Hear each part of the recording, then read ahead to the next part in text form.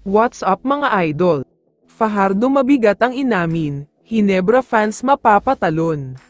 Pero bago mo sana ipagpatuloy ang panonood mo, ay huwag mong kalimutan na mag-subscribe bilang suporta sa aking YouTube channel. Maraming salamat idol.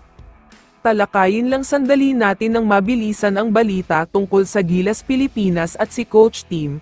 Ayon kasi sa multiple sources ay posibleng magkaroon ng pagbabago sa coaching sa Gilas dahil sa batikos na natanggap ni Coach Tim. Alam naman kasi nating lahat na dahil sa 4 na sunod-sunod na pagkatalo ng Gilas, biglang dumami na ngayon ang bashers niya, bagay na hindi talaga niya ikinatuwa, kaya posibleng bitawan niya ang head coach position. Ito pa ang mas mabigat sa balitang ito. Kung sakaling aalis daw si Coach Tim sa Gilas Pilipinas, ang focus daw niya ay sa Barangay Hinebra, dahil next season ay target talaga nilang makapag-Grand Slam, sakto dahil 50th season na ito. Sa kabilang banda naman, tulad na nga ng sabi ko ay may plano ang Hinebra na makuha ang Grand Slam title sa ika-50 anniversary ng PBA, sa lahat ng SMC teams ay Hinebra na lang ang hindi pa nakakakuha ng Grand Slam. Para sa mga hindi nakakaalam, ang Grand Slam title ay iginagawad sa isang team na makukuha ang sunod-sunod na kampyonato sa 3 conference.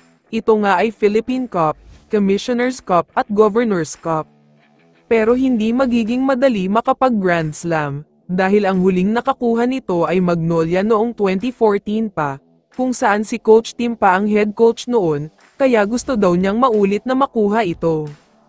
Kaya naman ang gagawin daw ng Hinebra ay gawing mas solid pa ang lineup nila.